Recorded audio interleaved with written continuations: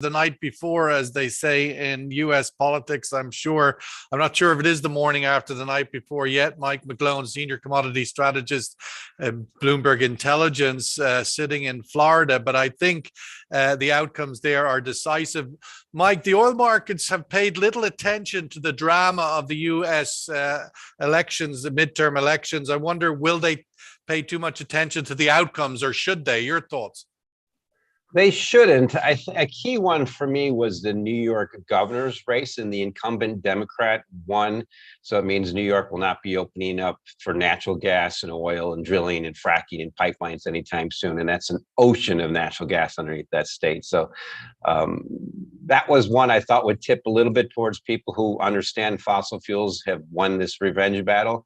But overall, what I've read in early polls is Democrats have not lost as much as they really feared they would, but I don't think it really matters too much. To me, this is the macro. It's your two headlines that matter most. U.S. shale is not coming back as much as I thought, but the most significant thing in all of markets in the whole world now is demand destruction. It's not just crude oil. That's just part of the ebbing tide of economic growth. And the key thing to note is our Bloomberg economics team recession model for the U.S. from my colleague Anna Wong is at 100% for U.S. recession next year. So we already see it's virtually a guarantee in Europe. China, I don't know what they're going to do to save the economy in the short term. So this is a global recession kicking in. And what you see from the demand destruction estimates from crude oil looks like it's early days. The key thing is, when does it bottom? This is just tipping over. We're just heading down. All the central banks are tightening. So I still look at crude oil as quite expensive. I think Brent has made a pretty good peak recently, around $100 a barrel. And that's just not from the macro. It's also from the micro. Open interest dropped a lot on that last rally in the Brent, which is a sign of short covering. So I look at $100, pretty good resistance in Brent, and 75 in WTI is pretty good target support, which would be unchanged on the year. Let's welcome Neil Atkinson, former head of oil markets division at the International Energy Agency. Good morning, Neil.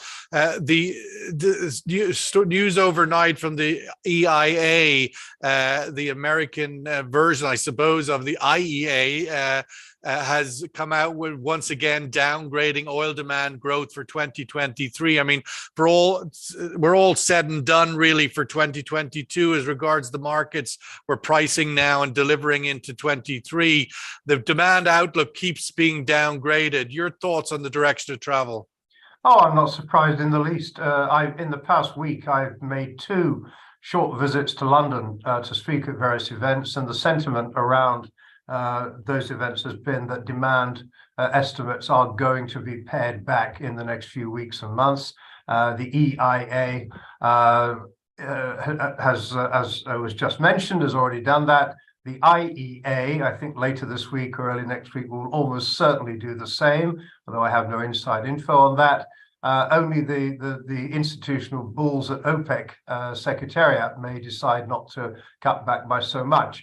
So it's pretty obvious, with all the darkening economic gloom that we have around us, rising interest rates, consumers facing higher food prices, higher fuel prices, higher housing costs, that there's only one way for demand to be changed, and that is downwards. China is a particular interest because up to just at the time of the Chinese Communist Party Congress, there was some indication that China's zero tolerance policy towards COVID might be relaxed, but it now seems that that isn't actually the case. And we still seem to be in the situation where one person has to sneeze and they close down a city of 12 million people for a month. And that is going to have a big impact on demand. So with China expected hitherto to contribute probably 50% of global oil demand growth in 2023, I think there's going to be a big cutback for China that will be replicated elsewhere. So we are in a very, very interesting situation. And then we'll come on to this, I'm sure, and you want to pick this up, I'm sure, Sean. Weaker demand, but set against what action is there going to be at the same time on the supply side. So let's go to Omar Al-Ubaidli, Director of Research, Bahrain Center for Strategic International Energy Studies. Omar, given the context of what Mike and Neil have described, and obviously it's not new, the declining, eroding global growth story has been with us for some months now, and yet OPEC Plus have managed through hook and by crook to keep oil prices propped up, supply tight. Your expectations for their ability to continue to do that? I think they will succeed for the time being because they have demonstrated through extremely stressful circumstances, COVID, and now this Ukraine crisis, the JCPOA, that they are able to keep it together. And I think that's born out of the deep pain they suffered following 2014 for the 2-year window when they didn't have their act together. So I think if they've gone through what they've gone through and kept more or less everybody on side, then I expect it to continue. And the big question marks will be, as I think Mike mentioned, the 100% likelihood of a recession in the US. I don't think I'm quite as pessimistic as the 100%. Yes, I think a recession is likely, but I think that probably we may have shifted overly pessimistic. And what we'll find is that maybe the economic outlook won't be quite as bad, and OPEC will be ready there to, react as and when necessary if demand picks up. But overall, I think they're in a good position. And whereas in past, say 10 years ago, Russia could have been seen as a maverick or as a bull in a china shop when it comes to OPEC, I think it's very much in line and wanting to not rock the boat in any way possible because its hand is much weaker than any point it's been in since the last 10 years. Mike, just revisiting the shale outlook, clearly it's probably the surprise story of the year that U.S. oil production has not recovered to pre-COVID levels. And as we said, the EIA now downgrading their expectation for, I think it's the 5th month in a row. What did they get wrong earlier in the year? What did everybody maybe get wrong in their expectations? Why has this not translated in more output from US, which it would typically in previous cycles with an average oil price close to $90, $100? That seems to be the most widely used narrative in the energy space, that prices will stay high because the classic examples of supply and demand elasticity will not work on the supply side. People who can make a lot of money at basically producing crude oil double the cost now in the US will not do that. And so far it's been somewhat right, but I think it's more of a slower term catch-up thing, because one thing that I love to watch is enduring trends. And the key thing that you look at US is the US and Canada combined, the total of crude oil and liquid fuel supply minus demand has been increasing for about 20 years. Now we've had a recent blip because of COVID, but it's returning to that, albeit ever so slowly. So I look at total liquid fuel production in US and Canada, it's running potentially in excess of 4 million barrels a day next year. And that was about 2 to 3 million barrels before COVID. So what stops that? The one key process that stops that is lower prices. That's been the fact before, because it's also this transition factor, ESG and all this stuff that, people are not going to invest their profits into drilling anymore. But now we're getting that tilt, as you see back in the US, towards a little bit more towards Republicans understand drill at will. But I think the key thing that Omar and Neil brought out is maybe have expectations run too negative for the global economy. And that's a key question I ask myself every day. And I don't think so, because to me in the macro, that's more of a minor situation. That's just an enduring trend. It's this process of the biggest pump in liquidity ever is dumping at the most significant pace we've ever seen on a global macro scale. So to me, that's the US jobs numbers last week did sort of signal that the US economy is still in a pretty robust, healthy place. I mean, practically near full employment by any definition. Rearview mirror, very much lagging. Inflation numbers are very much lagging. You look at the yield curve, you look at housing, you look at most other indicators of demand, unleaded gas demand rolling over in the US, crude oil imports in China rolling over. It's epic. It's almost in the way I look at it as bad as 2008, with more enduring key thing that remember, everybody needs to understand this. The Fed is not there to save us this time. The central banks will not save us as the economy goes lower. And they have said we need pain. So yes, 100% is kind of high for US recession, but this is something that's different in our lifetimes. I've only been in the business since '88. And this is what's different is we're tilting towards recession and central banks are increasing tightening and markets are just starting to do it for them. So the key thing that hasn't really dropped this year that's just starting to roll over that created part of this demand destruction are commodities. Now copper's rolled over, lumber's rolled over, crude oil starting to do it. The key question is what stops it, and I don't think there's any force that stops it. One key thing that could be is a massive recovery rally in the U.S. equity market, and I think in the next few months it's going to roll over and head back down, and then everything follows equities lower. That's to me the base case bigger risk into the end of the year. Neil, we're seeing in Europe the worst case scenario not emerging yet. While energy bills are double what they were last year, we have seen gas prices come off natural gas prices come off quite significantly. We're now also seeing reports of the US and Russia are holding sort of backroom talks around nuclear and sort of managing the nuclear threat. And another headline overnight of Zelensky actually using the word of open to talks with Russia on Ukraine's terms. I mean, it does feel like something's shifting here. What's your perspective? It does feel as if there's something in the water. There's no doubt about it, because it does look as if the conflict in Ukraine, Russia's military might, if might is the right word, is nothing like what it was cracked up to be. And it's pretty obvious that they are incapable of achieving the conquest of Ukraine, which is what they set out to achieve. And the Ukrainians aren't strong enough to expel them. So we're stuck in a sort of First World War slog unless there is some kind of negotiation. But I mean, I would imagine the Ukraine's negotiating position is probably quite simple, isn't it? Get off my land. And, where do we go from there? But it is encouraging to see that there is some sign that there are diplomatic moves, because otherwise we're stuck in this situation for a long time to come. And, we haven't yet moved on to whether we think what the impact might be of the imposition of the EU sanctions on 5th of December, the G7 price cap, because that's the other side of this oil market balance, which is going to make a big difference. It's not all about the economy and demand, although, of course, I understand that is very, very important. But I mean, most commentary we've been engaged with is that the December 5th sanction and the price cap will have little impact. A lot of noise around the sides, but not going to reduce the totality of barrels available in the global markets by very much. What are your thoughts on that? Well, I'm not. Well, I think it's surely going to reduce the total number of barrels by some amount.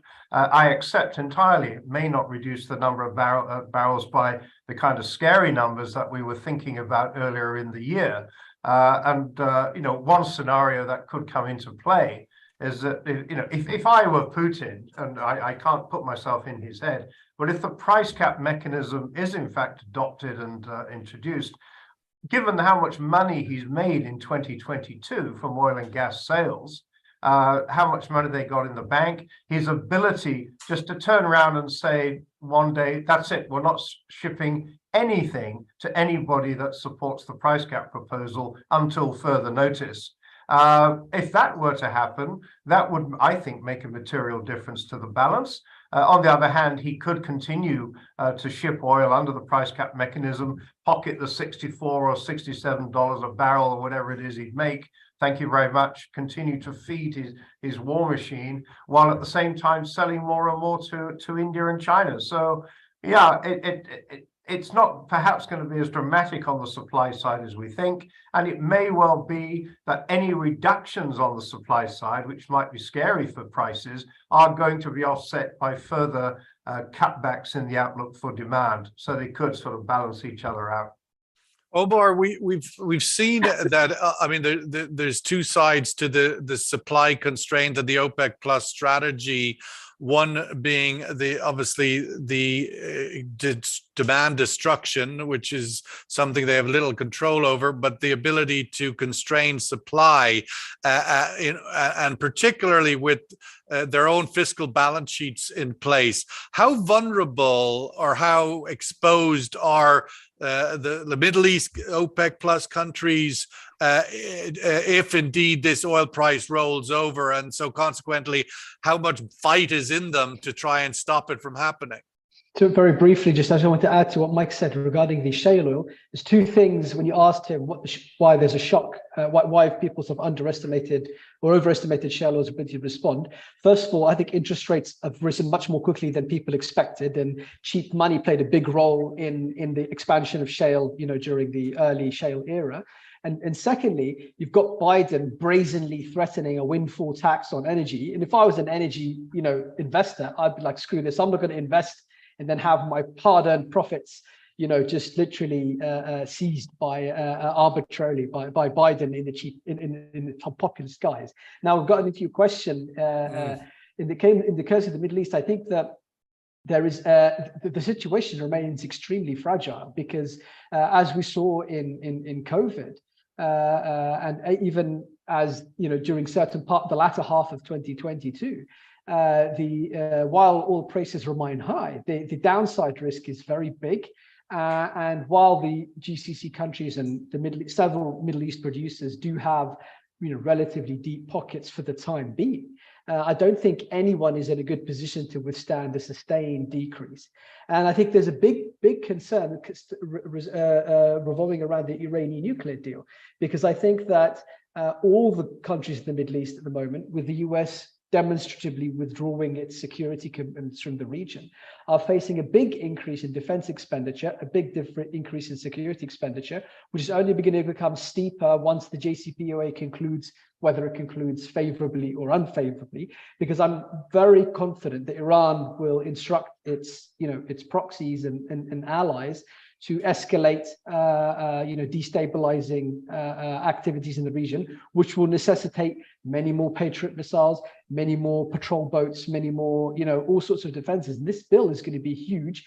And I think that means that everyone's really sweating in the region on the oil price. And so if the oil price does go down, as you're intimating may well happen, I think I don't think there's a particularly good plan for how to get it back up, because if it's driven, as you say, by demand is something that is outside their control. And they'll just have to sort of clench their fists and hope to ride through the storm and hope that China's zero COVID insanity comes to an end. Well, Mike, on that point, we saw last week, at the end of last week, any indication that the zero COVID insanity, as Omar describes it, was signaled that it might be lifting. Prices rallied quite strong on the back of that. It looks like a market that is willing to go higher with any signals from China, and they could come any day. It's called short covering. And I pointed out clearly there was massive amount of it last week in futures. And that's the key thing to remember about bear markets. Not only do they take money from everybody, but they rip your face off, make you lose your hair. And I see all of us have experienced a few markets, except for, I know you have, Sean, but you've kept your hair. But it's classic short covering, and it's hopium. The key thing you remember about China is, yes, people are trying to focus on this hopium of the COVID restrictions, but then you look over the property crisis. Our Bloomberg economics team based in Asia said there's a 25% more correction to come. So this is macro big picture, and it's been brewing for 5 to 10 years. I've been focusing on the demand estimate revisions out of China, certainly from a GDP standpoint, been downward graded for about 5 years. So our economics team is very bearish on China. One of our EM strategists call it a pyramid that's collapsing. And then we see what's happening with the leadership. We just know we've seen that happen. We're old enough to see what happened in the Soviet Union and when Japan peaked. It's all happening in China. They're heading more towards North Korea than Singapore. So I'm not very bullish on China at all. And then you look at EV sales last year, it was 20% of automobile sales. So you got to be hopeful. China's peaked. Z has peaked. China's not China anymore. It's Mr. Z. So I look at it as, I don't see where this demand is going to come from in the world that's clearly heading towards recession. And a lot of that was sparked by the elasticity of spiking energy crisis. And it doesn't, they think the normal correction is energy prices typically get cheap, close towards the cost of production, help the world reset, help the central banks who are tightening right now. And that's the key thing to remember is we are heading lower in GDP, yet all the central banks are tightening, except for two, Japan and China. So to me, this is just the beginning of the turn down. We're nowhere near a trial. You have to see, one of the key things you'll have to see is, as Nouriel Roubini says, need the Fed to wimp out, but the Fed's got a sledgehammer. And if you're long commodities, I say good luck. The peak in the Bloomberg Commodity Index was about up 40% this year. Now it's about 10% left. If it follows normal patterns, it should drop about 20 to 30% from these levels. That's broad commodities. That's just normal economic cycles. Neil, I wanted to get your thoughts on where European energy infrastructure is at this stage as we come to the end of this very traumatic year, 2022. Globally, there's a mad dash for floating storage regasification units to be able to bring in more LNG. And apparently there's some 40-something LNG tankers floating off the coast of Europe trying to offload. And at the same token, we've got the French nuclear facilities. There's some 50 nuclear power plants in France. I believe over half of them are down under maintenance or some sort of underperformance. Where is that that European energy infrastructure outlook as being a kind of a savior for next winter or the more mid to long term? Well, here in France, thanks to President Macron's pre-election bribe back in March and April, domestic consumers are only paying 4% more for gas and electricity in 2022 than they are in 2021. So there's a big disincentive to economize if ever I saw one. But we've had very mild temperatures so far here, and we've been very fortunate in that respect. The European countries as a whole have done a pretty good job in a very fast-moving and unsettling circumstance in terms of rebuilding natural gas stocks for the winter season. And the fact that the ships are stuck off the coast of Spain and elsewhere waiting to unload is mainly because of the success that has been had in restocking. And the cold hasn't come yet to suck out the storage. No, exactly. But, you know, if we have an Arctic blast for the whole of January and February, then we're in trouble. But if we have an average winter heating season, we should be okay. Now, 2023 into 24 is another story altogether, and we'll come to that. But elsewhere in Europe, you raise the issues of the French nukes. And yes, about half of them, for one reason or another, are out of action or underperforming. And that is a source of some concern. Because if the French cannot, or here in France, we, living in France, cannot get these nukes back up and running on schedule during this winter season, there is the possibility that France may be short and it may have to import electricity from its neighbors if that is possible. So there is a stress, and this is all part of, it comes back to a bigger picture, which I've been focusing on in the last day and a half in London, which is underinvestment in energy infrastructure, well, globally, not just here in Europe. For the last 10 years. Oh, for 10 years or even more. And these are chickens that are coming home to roost big time because of the frailties that have been exposed by the Russian invasion of Ukraine. But it's true all around the world. Let's go to the survey question before we get everybody's opinion about the dominoes that can fall from the outcome of the US election today. But the survey question is, investors prepare for government gridlock as Republicans seen gaining in US midterms. How will it impact oil markets? Will it be bullish? You know, as Mike says, the Republicans do have a drill as you will, but obviously they don't control the ultimate lever of power. But I don't think, I mean, President Biden couldn't be more on his knees begging for more oil production than he has been. I don't think any Republican can beg more than Biden has, but bullish, bearish, or nothing-ish. Because obviously gridlock leads to nothing happening. That's what American politics have been stuck in for a while. So your view is, will the outcome be bullish, bearish, or nothing-ish? Omar,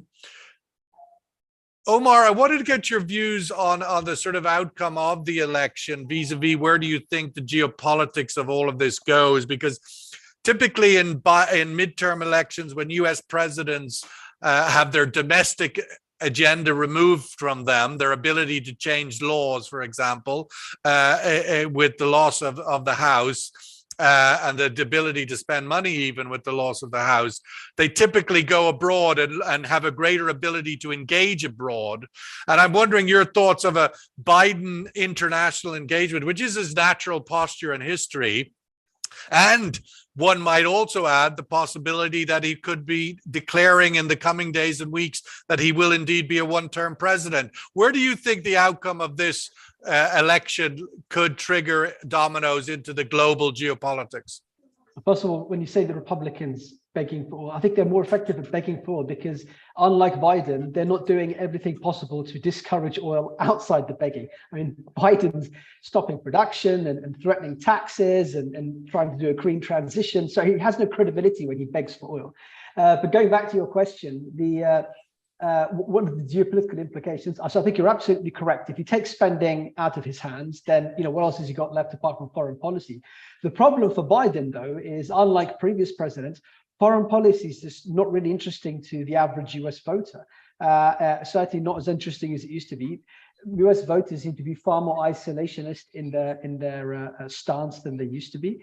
And so even if he were to come back with a wonderful selection of achievements on the foreign policy area, I don't think it would help either him, were he to run for re-election, or his successor. So I think, to be honest, I think what will happen is probably more focusing on irrelevant culture wars and to be honest, his foreign policy, even when he has focused on it, hasn't been particularly effective. I don't think, to be honest, he's demonstrating any sound thinking or new, fresh ideas. So what I think you'll find is a sort of quasi lame duck president from now until the end. Lots of political infighting among the Democrats, because even in the foreign policy domain, you've got huge splits within the Democrats on what they do and don't want, including among the sort of rising powers. And what will the geopolitical implications be? Well, more of the sclerosis and basically decreasing trust in the US's foreign policy that we've seen in the last 2 years. You'll see more of, I think as I'm sure you're aware, Xi Jinping is scheduled to visit Saudi Arabia before the end of the year. You'll see more of traditional US allies such as Israel, Saudi Arabia, and others looking elsewhere for security guarantees and for sources of partnership on the world stage, and more sort of bumbling around by the US, and which will ultimately contribute to more instability because the world is in need of a strong and just police person, and unfortunately the US is not willing or able to step up to the plate anymore. Mike McGlone, what about domestically, your thoughts on the outcome of this result? Obviously a hung parliament, as they might say in Britain, a gridlock. What does it mean for the internal politics and the indication I referenced that Biden will declare being a one-term president? Yeah, I think Omar nailed it. The key sense here is the last thing we want is an old guy. It's unique is the Republicans kind of want Biden to run because everybody's sick of the old guy. Democrats want Trump to run because a lot of people hate Trump. So it's going to be interesting. And this time next year, I fully expect the key subject we're going to be having is an enduring recession and deflationary recession. And the key thing you got to ask yourself is what stops that trajectory? It's not going to be the Fed. So a year from now, which is my job, is focused on what's the outlook. That to me will be the main narrative. It'll be a year away from the election, and it's going to be interesting. But the U.S. is definitely turning more insulated inward, and bashing China or bashing Iran gets votes. But the key thing that's also happened in the last few years here is anybody doing business with China is finding ways to not do that anymore. And I think that's where Mr. Xi made a major political mistake. The bigger mistake Biden made this year was going to Saudi Arabia when he should have gone to Texas. On that point, Mike, to sort of take off your hat, your BI hat, but ultimately I'm a resident in Florida hat. Will we see the 10,000-pound gorilla wrestling match between DeSantis and Trump, or will they find a coexistence? There you go. But the one thing I've learned from Bloomberg Media is they all might hate him. He's like, that's the gift that keeps on giving from a media standpoint. So it's going to be entertaining. But my thought is I hope we can get some decent, gentle persons running. And right now, the trajectory with Trump coming back is going to be quite unpleasant for those of us who don't want to listen to that rhetoric and those lies. Will DeSantis step aside? 2024. We're going Will for president 2024. Will DeSantis step aside for Trump? Mike? Who knows? Who knows? We'll see. I hope not. The thing is, one thing I've learned here in the last few years of Profiles in Courage, the people who stood up to Trump are the people I really have a lot of people are really starting to admire. And one of them was Chairman Powell. Right. Okay. Let's get Neil Atkinson last word from Europe. Nothing issues the survey result here, the gridlock from oil markets point of view. Neil, your thoughts from a European point of view, because the Republicans have signaled, particularly what we can be pretty certain about at this stage is that they will take the House, and that means they take over the money. And the head of the Republican Party in the House has indicated that he may be unwilling to support the same outlay to the Ukrainians. Your thoughts from a European point of view, the outcome of this election? Well, support for Ukraine, I think, is a moral imperative. It's been very encouraging so far that the European Union has exceeded expectations in the way that it's managed to stand together, broadly speaking.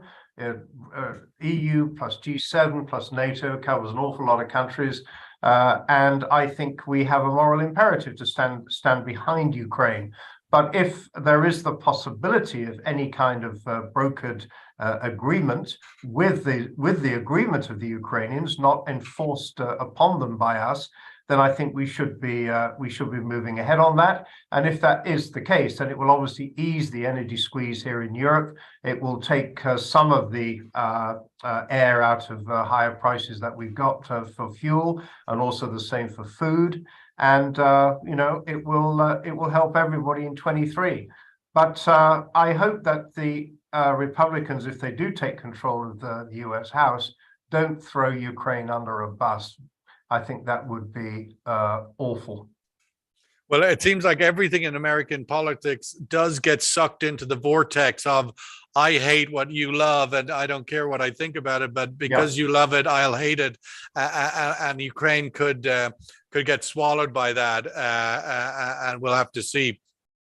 But thank you all very much. Mike McGlone, as always, great to have your insights. Omar El-Baidly, thank you very much. And Neil Atkinson, really appreciate you spending some time with us this early morning in Paris.